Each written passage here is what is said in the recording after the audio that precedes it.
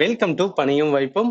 NTPC exam பிசிக்ஸ்ல இந்த மாதிரிலாம் question கேட்டாங்கன்னு சொல்லிட்டு டாபிக் வைஸ் பார்த்துட்டு இருக்கோம். அதுல அடுத்த டாபிக் பார்த்தா லைட் அண்ட் வந்து ஆப்டிக்ஸ். இல்ல இந்த மாதிரிலாம் கொஸ்டின் கேட்டாங்கன்னு சொல்லிட்டு ஒவ்வொன்றா பார்த்தலாம். முதல் question, which type of mirror is used by dentist to see large image of the பேஷண்டோட டீத். தமிழையும் கொடுத்திருக்கோம். நோயாளிகளின் பற்களின் பெரிய பிம்பங்களை பார்க்க பல் மருத்துவர்கள் எந்த வகையான கண்ணாடியை பயன்படுத்துவார்கள்? முதல்ல இந்த கொஸ்டினுக்கான ஆன்சர் பாக்குறதுக்கு முன்னாடி மிரர்ல வந்து டைப் இருக்கும். மிரரை ரெண்டா வந்து டிவைட் பண்ணுவாங்க. அதாவது பிளெயின் மிரர் அப்படின்னு சொல்லுவாங்க, இன்னொன்னு வந்து ஸ்பெரிக்கல் மிரர் அப்படின்னு சொல்லுவாங்க. பிளெயின் மிரருக்கு ஒரு பெஸ்ட் எக்ஸாம்பிள் என்னன்னா, நம்ம வீட்டுல வந்து ஒரு கண்ணாடி பார்த்து தலை சீவுறோம் பாத்தீங்களா, அதெல்லாம் எக்ஸாம்பிள் ஆஃப் என்னன்னா application of plain mirror. Spherical மிரரை ரெண்டா பிரிப்பாங்க. ஒன்ன வந்து என்ன சொல்லுவாங்கன்னா கான்கேவ் அப்படின்னு சொல்லுவாங்க, இன்னொன்னு வந்து கான்வெக்ஸ் அப்படின்னு சொல்லுவாங்க. குவியாடி கூலியாடி இங்கேயும் கொடுத்துருக்கேன், ஆப்ஷன் அது பாருங்க, கான்கேவ் கான்வெக்ஸம். கேள்வி, இந்த கான்கேவ் கான்வெக்ஸோட அப்ளிகேஷன் நம்மளுக்கு தெரிஞ்சிருந்தா இந்த கொஸ்டினை வந்து ஈஸியா ஆன்சர் பண்ணிடலாம். இப்ப அப்ளிகேஷனை பொறுத்தளவுக்கு இங்க பாருங்க, இது நம்ம கிளாஸ் ஃபண்டமெண்டல் லேர்ன் பண்ணாதான். கான்கேவ் மிரருக்கான அப்ளிகேஷன்ஸ் வந்து நிறைய இருக்கும். இதுக்கான ஒரு ஷார்ட்கட்ஸ் நான் என்ன சொல்லிடுறேன், HTSST அப்படின்னு சொல்லியிருப்பேன். அதாவது headlight, dentist, street light, shaving or solar panel, அடுத்து டார்ச் லைட். எதுக்கு சொல்லணும், இந்த கான்கேவ் மிரரோட அப்ளிகேஷன்ல இந்த 5 அப்ளிகேஷன் ரொம்ப ரொம்ப இம்பார்ட்டன்ட். HTSST ஷார்ட்கட்ஸ் நம்ம ஞாபகத்துல வச்சுக்கலாம். இப்போ இதை வச்சு பார்க்கும்போது என்ன, எந்த மிரர் வந்து யூஸ் பண்ணுவாங்க அப்படின்னா கான்கேவ் மிரர். ஏன்னா கான்கேவ் மிரரோட அப்ளிகேஷன் அப்ப பார்த்தோம். அதுலதான் வந்து டென்டிஸ்ட் வந்து பேஷண்டோட டீத்தை நல்லா பாக்குறதுக்காக என்னன்னா ஒரு இது வச்சிருப்பாரு, அதுதான் வந்து அதுல இருக்கிற மிரர் வந்து கான்கேவ் மிரர். சரி, அடுத்து போயிடலாம். அடுத்த கொஸ்டின்ஸ் அப்படின்னு பார்த்தோம்னா, why do star twinkle in the sky at night? இரவில் வானத்தில் நட்சத்திரங்கள் மின்னுவது ஏன்? நம்ம நட்சத்திரத்தை பார்த்தோன்னே நமக்கு எப்படி தெரியணும், அது மின்ற மாதிரி தான் இருக்கும். பட் ஆக்சுவலா அது மின்னுதான்னு கேட்டீங்கன்னா டெஃபினட்டா கிடையாது. பட் ஏன் அந்த மாதிரி நம்மளுக்கு தெரியுதுன்னா அதுக்கு ரீசன் வந்து அட்மாஸ்பரிக் ரிஃப்ராக்ஷன். தமிழ்லயே பாருங்களேன், வளிமண்டல ஒளிவிலகல் அப்படின்னு சொல்லுவாங்க.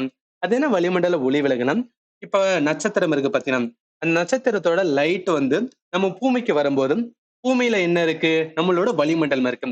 அந்த வளிமண்டலத்துக்கிட்ட வரும்போது என்ன ஆகும் அப்படின்னு பார்த்தா, அந்த வளிமண்டலத்துல பட்டு என்னன்னா இந்த மாதிரி திரும்புன்னு சொல்லுவாங்க. அதாவது வர்ற லைட்டு பட்டு திரும்புது, அது விலகல் அடையுது. அது விலகல் அடையறதுனாலதான் நமக்கு எப்படி தெரியும்னா அது மின்ற மாதிரி இருக்கும். அதாவது அந்த லைட் வந்து என்னன்னா இங்க இருந்து வர்ற மாதிரி இருந்துச்சு அப்படின்னா நம்மளுக்கு தெரும்போது என்னன்னா இங்க இருக்க மாதிரி இருக்கும். So இங்க இங்க அந்த மாதிரி மாத்தி மாத்தி தெர்ற மாதிரி இருக்கும். அதனால வந்து மின்ற மாதிரி இருக்கு. அப்ப ரீசன் என்ன, அட்மாஸ்பரிக் ரிஃப்ராக்ஷன். ஆப்ஷன்ல டிஸ்பர்சன் ஆஃப் லைட் அப்படின்னு இருக்கும். இது ஒண்ணு கிடையாது.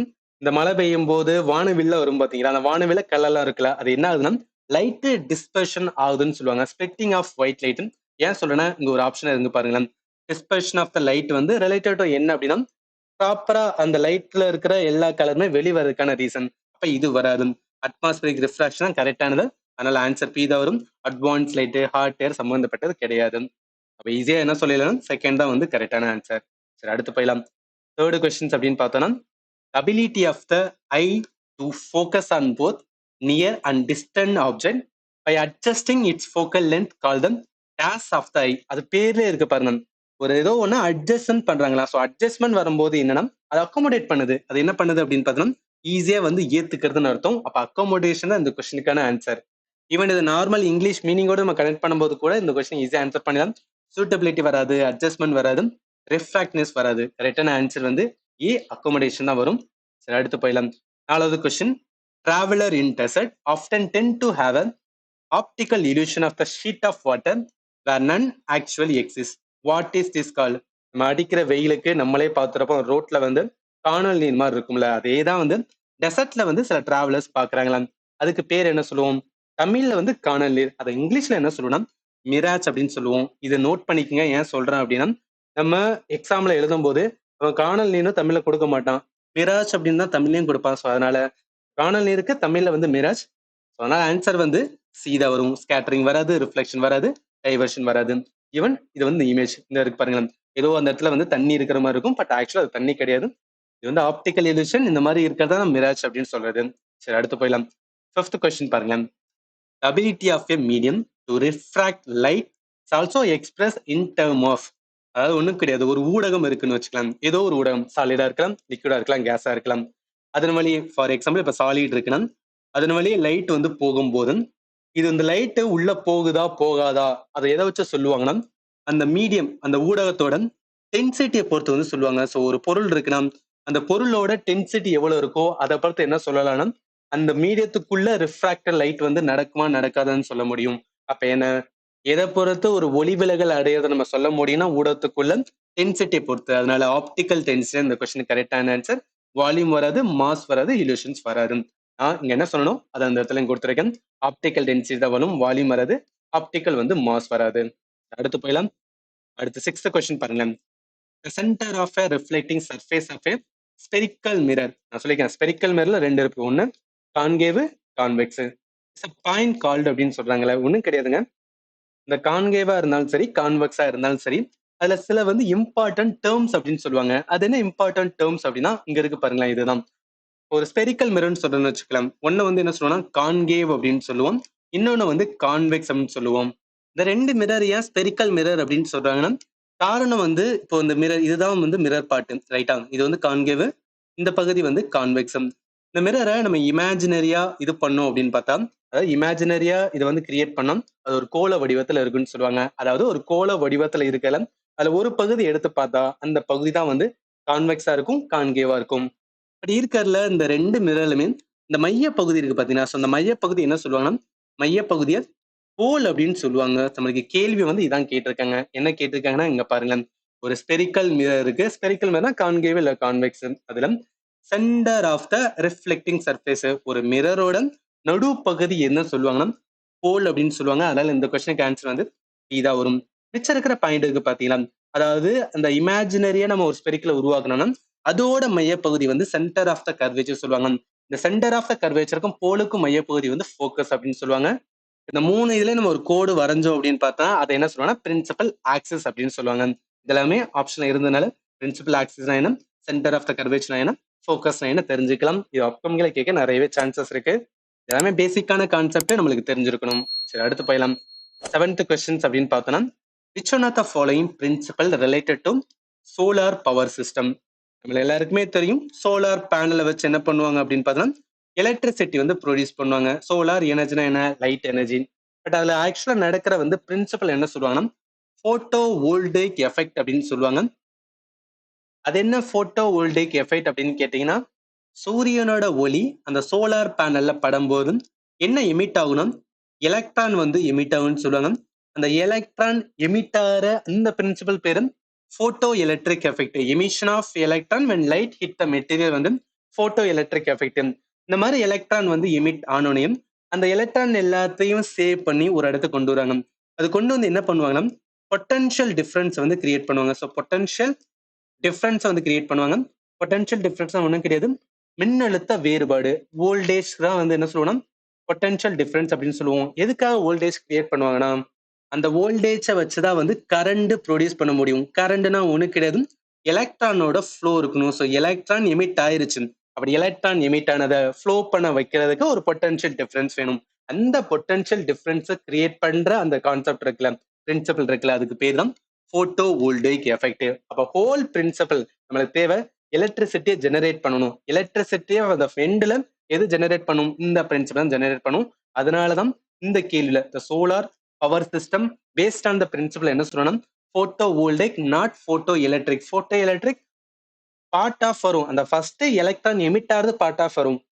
ஆனா அடுத்த எண்ட்ல அந்த எலக்ட்ரிசிட்டி ப்ரொடியூஸ் ஆகுது எதன் மூலம்னா போட்டோ வோல்டேக் எஃபெக்ட். அதனால இந்த கொஸ்டினுக்கு ஆன்சர் வந்து இதா வரும். எதுக்கு இவ்வளவு நேரம் சொல்றேன்னா அந்த சிம்பிள் டிஃபரன்ஸ் தான் அதை வந்து நம்ம புரிஞ்சுக்கிட்டோம்னு வச்சுக்கலாம். அப்பவுமே இந்த மாதிரி கொஸ்டின் கேட்கும்போது நம்ம வந்து மிஸ்டேக் பண்ண மாட்டோம். சரி, அடுத்து போயிடலாம். 8வது கொஸ்டின்ஸ் வந்து பாருங்களேன். which one of the following not a example of refraction of light. refraction of lightனா ஒளி விலகலுக்கான வந்து எது எடுத்துக்காட்டு அல்ல அப்படின்னு தான் கொஸ்டின்ல கேட்டிருக்காங்க. இப்போ ட்விங்க்லிங் ஆஃப் ஸ்டார் நம்ம பார்த்தோம், அது என்ன, அட்மாஸ்பரிக் ரிஃப்ராக்ஷன். அப்ப ரிஃப்ராக்ஷன் இது வந்து இருக்கு. Image formation by the human eye, நம்மளோட ஐல என்னன்னா அந்த இடத்துல என்னதான் நடக்கும் அப்படின்னா ரிஃப்ராக்ஷன் தான் நடக்கும், ஒளி விலகல் தான் நடக்கும். அடுத்து red colour of setting sun இது இருக்கட்டும். ஃபார்மேஷன் ஆஃப் ரெயின்போ இதுலயும் என்னன்னா ரிஃப்ராக்ஷன். இந்த red colour of setting sun இருக்கு பாத்தீங்கன்னா இது எது சம்பந்தப்பட்ட கான்செப்ட் அப்படின்னா ஸ்கேட்டரிங் ஆஃப் லைட் அப்படின்னு சொல்லுவாங்க. தமிழ்ல ஒளி சிதறல் அப்படின்னு சொல்றது. அது என்ன ஒளி சிதறல் அப்படின்னு கேட்டீங்கன்னா ஒரு சிம்பிள் கான்செப்ட் தான். இப்ப எலக்ட்ரோ மேக்னெட்டிக் ஸ்பெக்ட்ரத்தை லேர்ன் பண்ணியிருப்போம். எலக்ட்ரோ மேக்னெட்டிக் ஸ்பெக்ட்ரத்தில் விசிபிள் லைட் வரும் பாத்தீங்களா? நம்ம லைட்ல 7 கலர் இருக்கும். விப், விப், ஜிஆர் 7 கலர் இருக்குமா? இதுல இந்த வயலட் கலர் இருக்கு பாத்தீங்களா? இதுக்கு வந்து ஃப்ரீக்வன்சி வந்து ரொம்ப ஹை அப்படின்னு சொல்லுவாங்க. ஸோ ஃப்ரீக்வன்சி ரொம்ப ஹைன்னு சொல்லுவாங்க. அப்படி போக போக போக வந்து ஃப்ரீக்வன்சி என்ன ஆகும்னா லோவா இருக்கும். எதுக்கு ஃப்ரீக்வன்சி ஹையா இருக்கோ அதுக்கு வேவ் லென்த் வந்து ரொம்ப கம்மியா இருக்குன்னு சொல்லுவாங்க. நல்லா ரிமெம்பர் பண்ணுங்க. ஒரு ஃப்ரீக்வன்சி ஹையா இருந்துச்சுன்னா அதுக்கு வேவ் லென்த் வந்து கம்மியா இருக்கும். ஏன் அப்படின்னு கேட்டீங்கன்னா வேவ் லென்த் வந்து இன்வெர்ஸ்லி ப்ரொபோர்ஷனல் டு வந்து ஃப்ரீக்வன்சி அப்படின்னு சொல்லுவாங்க. ஸோ அப்ப என்ன வயலட்டுக்கு வந்து வேவ் லென்த் ரொம்ப கம்மியா இருக்கும். போக போக போக லோவான ஃப்ரீக்வன்சி இருந்துச்சுன்னா ரெட்டுக்கு லோ ஃப்ரீக்வன்சி. அப்ப என்ன ஹையான வந்து வேவ் லென்த்துக்கான சிம்பிள் வந்து இந்த மாதிரி லாம்டா அப்படின்னு போடுவோம். இப்ப எதுக்கு இதை நான் சொல்றேன் அப்படின்னா இப்ப நம்ம சூரியன் வந்து உதிக்கும் போதும் அதே மாதிரி வந்து மறையும் போது என்ன ஆகும்னா ஸ்கேட்டரிங் வந்துன்னா ரொம்ப அதிகமா இருக்கும். அட்மாஸ்பிரிக் ஸ்கேட்டரிங், அதாவது அந்த லைட் வந்து சிதறல் அடிக்கிறது ரொம்ப அதிகமா இருக்குன்னு அர்த்தம். அந்த சிதறல் அடிக்கும் போது எதெல்லாம் வந்து இந்த ஷார்ட்டரான வேவ் லென்த்தை கொண்டதோ, ஸோ ஷார்ட்டர் வேவ் லென்த்ல இந்த வயலட்டு, இண்டிகோ, ப்ளூ கலர் இதெல்லாம் என்ன ஆயிரும்னா ஈஸியா வந்துன்னா ஸ்கேட்டர் ஆயிரும், சிதறல் அடிச்சிடும். அது எதுக்கு அதிகமான வேவ் லென்த் இருக்கோ அது ஈஸியா வந்து ஸ்கேட்டர் ஆகாது. அப்ப என்ன ரெட் கலர் தான் வந்து ஸ்கேட்டர் ஆகாம இருக்கிறதுனால அந்த லைட் சூரியன் உதிக்கும் போதும் மறையும் போதும் அந்த லைட் கலர் நம்மளுக்கு தெரியறதுக்கான ரீசன் வந்து இதுதான். இந்த பினாமினனுக்கு பேர் வந்து ரெட் ஷிஃப்ட் அப்படின்னு கூட சொல்லுவாங்க. Just concept scattering of light, atmospheric scattering எந்த நடக்குதுன்னு தெரிஞ்சுக்கணும். ஏன்னா இதை ரிப்பீட் பண்றதுக்கு நிறையவே சான்சஸ் இருக்கு. அப்ப இதை பொறுத்த என்ன கொஸ்டின்ல red colour of setting sun இது என்ன ஸ்கேட்டரிங். கேள்வி வந்து ரிஃப்ராக்ஷன்ஸ். அப்ப என்ன இதுதான் ரிஃப்ராக்ஷன் கிடையாது. அதனால என்ன ஆன்சர் சி தான் இந்த கொஸ்டின் கரெக்டான ஆன்சர். இது எல்லாமே ஃபண்டமெண்டல். எவ்வளோ கிளாரிட்டியா வச்சிருக்கீங்களோ அந்த அளவுக்கு உங்களால கொஸ்டின்ஸ் வந்து ஈஸியா ஆன்சர் பண்ண முடியும். சரி நெக்ஸ்ட் போயிடலாம். அடுத்த கொஸ்டின்ஸ் வந்து பார்த்தோம்னா 9th question. The lens which is thin in the middle, thick at periphery is called. அதாவது ஒண்ணும் கிடையாது, ஒரு லென்ஸ் ஆனது நடுவுல வந்து மெல்லியதாகவும் விளிம்புல தடிமனா இருக்கும். அது எந்த லென்ஸ் அப்படின்னு கேக்குறாங்க.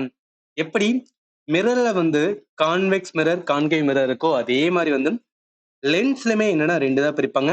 கான்கேவ், ஒன்னு வந்து கான்வெக்ஸ். அதுல எந்த லென்ஸ்ல இந்த மாதிரி இருக்கும் அப்படின்னு கேக்குறாங்க. இந்த கொஸ்டினுக்கு ஆன்சர் என்ன வரும்? கான்கேவ் லென்ஸ் வரும். கான்கேவ்ல தான் பாருங்க, thinner at the centre, thicker at the end. இதோட அப்ளிகேஷனையும் ஞாபகத்துல வச்சுக்கணும். டெலஸ்கோப்பு, லேசரு, கிளாஸஸ், பைனாகுலர் இதெல்லாமே எந்த லென்ஸை வந்து யூஸ் பண்ணுவாங்கன்னா கான்கேவ் லென்ஸ் தான் யூஸ் பண்ணுவாங்க. அப்ப கான்கேவ் இந்த மாதிரி இருந்துச்சுன்னா கான்வெக்ஸ் அப்படியே உல்டாவா இருக்கும். சென்டர்ல திக்கராகவும் எண்டில் வந்து தின்னரா இருந்துச்சுன்னா அது வந்து கான்வெக்ஸ். இதுக்கு ஷார்ட்கட்ஸ்மே ஞாபகத்துல வச்சுக்கலாம். அதாவது இந்த கேவ் இருக்கு பாத்தீங்கன்னா, கேவை இதோட கனெக்ட் பண்ணினா குணா கேவு, மஞ்சுமல் பைஸ். எதுக்காக சொல்றேன்னா மூவியோட கனெக்ட் பண்ணி வைக்கும் போது நம்மளுக்கு மறக்காது, அதனாலதான். இப்ப கேவு வந்து குழி, அதாவது ரொம்ப கேவுனாவே குழியா இருக்கும். சரி, அப்ப குழி லென்ஸ் சொல்லிடலாம். இதுல அந்த சென்டர்ல வந்து தின்னரா இருக்கு. இதுக்கு எப்படி ஞாபகத்துல வச்சுக்கலாம்? ஒரு கேவுனா குழியா இருக்கும். அந்த குழியில மையத்துல பார்க்கும்போது மெல்லிதா இருக்கும். எது மெல்லிதா இருக்கும்னா சின்ன சின்ன வந்துன்னா முகடு, அதாவது அந்த கேவ்ல இருக்கிற சின்ன சின்ன வந்து முகடு பகுதிகள் வந்து மையத்துல இருக்கும்போது அது ரொம்ப மெல்லியுடா இருக்கும். அந்த மையத்துல இருக்கிறது மெல்லியதா இருக்கும்னு நம்ம ரொம்ப பண்ணிட்டாவே மிச்சம் இருக்கிறது என்ன சொல்லலாம், தடிமனா இருக்கும். அப்ப எண்டு பகுதி தடிமனா இருக்கும் சொல்லிட்டு கனெக்ட் பண்ணிக்கலாம். இந்த ஏதாவது ஒண்ணு கான்கேவோட லென்ஸ் மட்டும் ஏதாவது ஒரு ஷார்ட்கட் வச்சுக்கிட்டோம்னா இதை வச்சு என்னன்னா மிச்சம் இருக்கிறத வந்து என்னன்னா வராதுன்னு சொல்லிட்டு ஈஸியா எலிமினேட் பண்ணிடலாம். இதை வச்சு பார்க்கும்போது என்ன கொஸ்டினுக்கு ஆன்சர் வந்து கான்கேவ் லென்ஸ், அதனால ஆன்சர் வந்து ஏதா வரும். அடுத்த பயிலாம் அடுத்த கொஸ்டின்ஸ் அப்படின்னு பார்த்தா the blue color of the sky is due to. வானம் நீல நிறத்திற்கான காரணத்தை வந்து கேட்குறாங்க. இப்போ இது வரைக்கும் கொஸ்டின் பார்த்துருக்கும்ல, என்ன லேர்னிங் அப்படின்னா லைட்ல அதிகமான கொஸ்டின்ஸ் வந்து இதுல கேட்குறாங்கன்னா அப்ளிகேஷன்ஸ் ஓரியன்டா கேட்குறாங்க. அது என்ன அப்ளிகேஷன்? ஸ்கேட்டர்ன் ரிலேட்டடா கேட்குறாங்க. கான்கேவ், கான்வெக்ஸ் லென்ஸ்ல இருந்து கேட்குறாங்க. அப்போ இதுல இருந்து என்ன சொல்லலாம்னா நம்ம அப்கமிங் ப்ரிப்பேர் பண்ணிட்டு இருக்கோம், ரிவிஷன் பண்ணிக்கிட்டு இருக்கோம்னா எந்த ஏரியா ஃபோக்கஸ் பண்ணோம், லைட் கான்செப்ட்ல எடுத்து அதுல என்னெல்லாம் அப்ளிகேஷன் ஓரியன்டா இருக்கு அது எல்லாத்தையுமே ரொம்ப பண்ணும். ஸ்கேட்டரிங்ல நிறைய டைப் ஆஃப் ஸ்கேட்டரிங் இருக்கும். Mie scattering, Rayleigh scattering, Raman effect, Tyndall effect, இது எல்லாமே பார்ட் ஆஃப் வந்து அப்ளிகேஷன் லைட் கான்செப்ட். எல்லாத்தையுமே ரிவைஸ் பண்ணும்போது அப்கமிங்ல எந்த மாதிரி கொஸ்டின் கேட்கலாம், அதை எப்படி நம்ம ஆன்சர் பண்ணலாம்னு சொல்லிட்டு இப்பயே வந்து தெரிஞ்சுட்டு போகும்போது உங்களால ஈஸியா வந்து கொஸ்டின் அணுக முடியும். சரி, இப்போ இந்த கேள்விக்கான ஆன்சர் வரலாம். கேள்விக்கான ஆன்சர் என்னன்னா லைட்டோட ஸ்கேட்டரிங், அதாவது நம்ம வானம் நீல நிறத்துலக்கான ரீசன் என்ன, இதுக்கும் இதுதான் ஸ்கேட்டரிங் தான். ஒளியோட சிதறல்னாலதான் வந்து நம்ம வானம் வந்து நீல கலர்ல இருக்கு. இதுக்கு முன்னாடி ஒரு கொஸ்டின் பார்த்தோம். இந்த சூரியன் ஏன் வந்து காலையிலையும் சாயந்தரமும் சிவப்பு கலர்ல இருக்கணும், அதுக்கான ரீசன் பார்த்தோம் அப்படின்னா அங்கேயும் ஸ்கேட்டரிங் தான் நடக்கும். பட் அந்த ஸ்கேட்டரிங் நடக்கிறதுக்கான பீரியட் பார்த்தோம்னா ரொம்ப நேரம் இருக்கும். ஸோ அந்த பீரியட் ஏன்னா கரெக்டா வந்து சூரியன் உதிக்கும் போதும் அந்த மறையும் போதும் வந்து அதோட லென்த் வந்து என்னன்னா ரொம்ப அதிகமா இருக்கனால அங்க எது அதிகமா வந்து வேவ் லென்த்தை கொண்டிருக்கோ அது லாஸ்ட் எண்ட்ல இருக்கனால அதுதான் தெரிய வரும். அதாவது என்ன சொல்ல வரணும், விப்ஜிஆர் அப்படின்னு பார்த்தோமா, ஸோ விப்ஜிஆர் அப்படின்னு பார்த்தோம். விப்ஜிஆர்ல வந்து ஆறு தான் வந்து என்னன்னா ஆறு ரெட் கலர் தான் என்ன அப்படின்னு பார்த்தோம். இதுக்கு வேவ் லென்த் வந்து என்னன்னா ரொம்ப ரொம்ப அதிகம். ஆனா அதே இது ஃப்ரீக்குவன்சி ரொம்ப ரொம்ப கம்மி. ஆனா வைலட்டை பொறுத்தளவுக்கு ஃப்ரீக்குவன்சி அதிகம், எது கம்மி, வேவ் லென்த் வந்து ரொம்ப ரொம்ப கம்மி.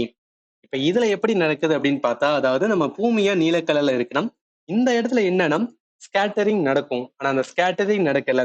எது வந்து எல்லாமே வந்து சிதறடிக்கப்படுதோ அதுதான் வந்து என்னன்னா பூமி சாரி வானம் வந்து அது கலரை காட்டக்கூடியது. இப்ப வைலட்டும் இண்டிகோவும் என்ன அப்படின்னு பாத்தீங்கன்னா ஈஸியா வந்து ஸ்கேட்டர் ஆயிரும். ஏன்னா ஏன் இதுல ஃப்ரீக்குவன்சி அதிகமா இருக்கு, வேவ் லென்த் கம்மியா இருக்கு. வேவ் லென்த் கம்மியா இருந்தா ஈஸியா ஸ்கேட்டர் ஆயிரும், வேவ் லென்த் அதிகமா இருந்தா ஸ்கேட்டர் ஆக ரொம்ப டைம் எடுக்கும் அப்படின்னு யார் ஃபர்ஸ்ட் டைம் சொல்லியிருப்பேன்னா ரேலே தான் சொல்லியிருப்பாரு.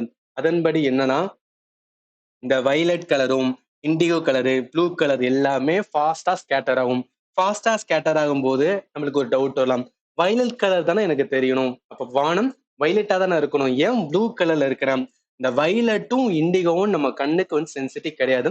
எது சென்சிட்டிவ் அப்படின்னா ப்ளூ கலர். ஸோ அந்த ரீசனுக்காக தான் வந்து வானம் வந்து ப்ளூ கலர்ல இருக்கு. அப்ப இதை பொறுத்து என்ன சொல்லலாம், கேள்வி கேள்வி வந்து பேசிக்கா கேட்டதுனால scattering of the light on. மிச்ச ஆப்ஷன் லைக் வந்து டிஸ்பர்ஷன், ரிஃப்ராக்ஷன், டிஃப்ராக்ஷன் எதுவுமே வராது. ஆன்சர் பி தான் வரும். சரி, அடுத்து போயிடலாம். நெக்ஸ்ட் கொஸ்டின்ஸ் பார்த்தா, which colour deviate the least when light passes through the prism? இதுவும் ஒன்றும் கிடையாது, ரொம்ப சிம்பிளான கான்செப்ட் தான். அதாவது லைட் வந்து ஒயிட் லைட் இருக்கா, அந்த ஒயிட் லைட்ல இருக்கிற கலரை தனித்தனியா வந்து ஸ்பிளிட் பண்ற கான்செப்ட் தான் வந்து dispersion of white light by வந்து பிரிசம். இப்ப நம்ம வந்து மழை பெஞ்சதுக்கு அப்புறம் இந்த வானவில் வருது பாத்தீங்கன்னா அது இயற்கையிலேயே வந்து நம்மளுக்கு பிரிச்சு காட்டுது. ஆனா நம்ம செயற்கையா பண்ணணும் அப்படின்னா ஒரு கிளாஸ் பிரிசம் மூலம் வந்து என்ன பண்ணுவாங்கன்னா பிரிச்சு காட்டுவாங்க. இது யாரு ஃபர்ஸ்ட் டைம் வந்து இந்த கிளாஸ் பிரிசத்துக்குள்ள ஒயிட் லைட்டை தனித்தனி கலரா பிரிச்சு காமிச்சிருப்பானா நியூட்டன் தான் வந்து கண்டுபிடிச்சிருப்பாரு. இது ரொம்பவே இம்பார்ட்டன்டான பாயிண்ட்.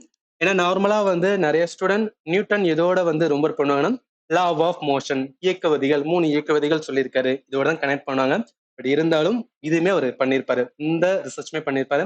ஜஸ்ட் கனெக்ட் பண்ணிக்கோங்க. சரி, இந்த மாதிரி வந்து ஸ்பிளிட் பண்ணும்போது இந்த மாதிரி என்ன பண்றாங்க, அந்த ஒயிட் லைட்டை ஸ்பிளிட் பண்றாங்க. அப்படி ஸ்பிளிட் பண்ணும்போது எதுக்கு மேக்ஸிமம் டீவியேஷன் இருக்குன்னா, நான்லாம் 4,00,000. ஸோ விப்ஜிஆர் இருக்கு பார்த்தீங்கன்னா, ஸோ விப்ஜிஆர்ல எதுக்கு வந்து மேக்ஸிமம் டீவியேஷன் இருக்குன்னா வயலேட்டு தான் இருக்கும். ஏன் வயலேட்டுக்கு இருக்குன்னா என்ன சொல்லுவேன்னா, எதுக்கெல்லாம் ஃப்ரீக்குவன்சி வந்து ஹையா இருக்கும் அங்க வந்து மேக்ஸிமம் வந்து டீவியேஷனை பார்க்க முடியும். எதுக்கெல்லாம் வந்து ஃப்ரீக்குவன்சி லோவா இருக்கோ அதுக்கு மினிமமான வந்து டீவியேஷன் பார்க்க முடியும். அப்ப இந்த இடத்துல நம்ம 3 லேர்ன் பண்றோம். ஒன்று ஃப்ரீக்குவன்சி, டீவியேஷன் பிளஸ் வந்து வேவ் லென்த். இதுக்கு முன்னாடி லேர்ன் பண்ணோம்ல, கனெக்ட் பண்ணிக்க 3 எப்படி இருக்கும். ஃப்ரீக்குவன்சி இருக்கும்போது வேவ் லென்த் என்ன ஆகும், அந்த விப்ஜியால எதுக்கு ஃப்ரீக்வன்சி அதிகம், எதுக்கு வந்து ஃப்ரீக்வன்சி கம்மி, வேவ் லென்த் அதிகம், வேவ் லென்த் கம்மி, மேக்ஸிமம் டீவியேஷன், மினிமம் டீவியேஷன் எல்லாமே கனெக்டடா நம்ம லேர்ன் பண்ண போதும் இதுல இருந்து இந்த கொஸ்டின் கேட்டாலும் நம்மளால ஈஸியா ஆன்சர் பண்ண முடியும். அப்ப கேள்வி வந்து எதுக்கு வந்து லீஸ்டான டீவியேஷன். லீஸ்ட் டீவியேஷன் விப்ஜியால இருக்கிற ஆறு தான். ஏன்னா அதுக்கு தான் வந்து ஃப்ரீக்வன்சி கம்மி. இப்போ ஃப்ரீக்வன்சி கம்மியா இருக்கும்போது ஆன்சர் என்ன வரணும், ரெட்டு தான் வரும். உங்களுக்கு புரியும்னு நினைக்கிறேன். சரி, அடுத்த போயிடலாம். அடுத்த கொஸ்டின்ஸ் பார்த்தோம்னா 12வது கொஸ்டின். இதுலயே பாருங்களேன், லைட் கான்செப்ட்லேயே 12 கொஸ்டின்ஸ் வந்து கேட்கறாங்க. அப்ப என்ன, இதுக்கான வெயிட்டேஜ் அதிகம். அதிகமான வந்து டைம் நம்ம என்ன பண்ணணும்னா ரிவிஷனுக்கு இது கொடுக்கணும். சரி, இந்த கொஸ்டின் வந்து பாக்குறதுக்கு முன்னாடி இந்த வீடியோ மேக் பண்ண நான் ரொம்பவே டைம் ஸ்பெண்ட் பண்ணிட்டு இருக்கேன். நம்ம சேனலை நீங்க இன்னும் சப்ஸ்கிரைப் பண்ணல, சப்ஸ்கிரைப் பண்ணுங்க. இதுக்காக நான் சொல்றேன்னா, யூடியூப்போட செட்டப் எந்த மாதிரி இருக்குன்னா, அதிகமான சப்ஸ்கிரைபர் இருக்காங்க ஒரு சேனலுக்கு இருக்காங்கன்னா அவங்களுக்கு தான் என்ன பண்ணுவாங்கன்னா அவங்களோட வீடியோ தான் நிறைய பேருக்கு வந்து என்ன காமிப்பாங்க. மேக் பண்ற கண்டென்ட் வந்து குவாலிட்டியான கண்டென்ட். ஆனா நிறைய பேர் வந்து பார்க்காம இருக்கும்போது ஏதோ வந்து ஒரு மாதிரி டிமோட்டிவேட்டா இருக்கு. நல்ல கண்டென்ட் கொடுக்குறோம் பட் நிறைய பேர் பார்க்க மாட்டாங்களே இருக்கு. ஸோ அதுக்காக நீங்க சப்ஸ்கிரைப் பண்ணும்போது இந்த என்னோட கண்டென்ட் நிறைய பேருக்கு போய் சேரும். ஸோ அதன் மூலம் வந்து நிறைய பேர் வந்து யூஸ் பண்ணிக்கலாம். ஸோ அதுக்காக தான் சொல்றேன். சரி, இப்போ கேள்வி, the phenomenon of dispersion of light into 7 constituent color was discovered by, நான் சொன்னேன் பாத்தீங்களா, யாரு சொன்னா, இது யாரு ஃபர்ஸ்ட் டைம் பண்ணிருப்பானா ஐசேக் நியூட்டன் தான் பண்ணியிருப்பாரு. நான் இதுக்கு முன்னாடி கொஸ்டினே சொன்னேன், இங்கே இருக்கு. பி தான் வந்து இந்த கொஸ்டின் கரெக்ட் ஆன்சர். ஈவன் நம்மளோட இதுலயே, அதாவது நான் ஃபண்டமெண்டல் கோர்ஸ்லயே வந்து இது நான் கம்ப்ளீட் பண்ணியிருந்தேன். அந்த லைட் கான்செப்ட்ல வந்து ஐசேக் நியூட்டன்ஸ் இவர் தான் என்ன பண்ணியிருப்பாருன்னா ஃபர்ஸ்ட் டைம் வந்து இந்த மாதிரி வந்து கலர் நம்ம ஒய் விசிபிள் லைட்ல இந்த மாதிரி வந்து நிறைய கலர் உள்ள இருக்கு. அதை வந்து எடுத்து நம்மளால கண்டுபிடிக்க முடியும். செயற்கையா வந்து என்னன்னா நம்மளால பிரிச்சு காமிக்க முடியும்னு ஃபர்ஸ்ட் டைம் பண்ணிருப்பாரு. அதனால இந்த கொஸ்டினுக்கு வந்து கரெக்ட் ஆன்சர் என்ன வேணும்? பி தான் வரும். சரி, அடுத்து போயிடலாம். அடுத்த 13th கொஸ்டின் பார்த்தா, if a lens has a focal length of 25 centimeter, what will be the power of that lens? நல்லா ஞாபகத்துல வச்சுக்கேன். பிசிக்ஸை பொறுத்தவரைக்கு, அது என்டிபிசி பொறுத்தவரைக்கு ரெண்டு கான்செப்ட் தான். என்னன்னா ஃபார்முலா பேஸ் வந்து கேட்பாங்க. ஒன்று வந்து மோஷன் ரிலேட்டடா கேட்பாங்க. நம்ம இதுக்கு முன்னாடி பார்த்தோம், மோஷன்ல ஈக்குவேஷன் ஆஃப் மோஷன் இருக்கும், அதை வச்சு கேட்பாங்க. பிளஸ் வந்து ஃபோர்ஸ் ரிலேட்டடா, ஃபோர்ஸ் என்ன, எஃப் ஈக்குவல் டு எம்ஏ, இந்த ஃபார்முலாவை பேஸா வச்சு வந்து ஃபார்முலா பேஸா கேட்பாங்க.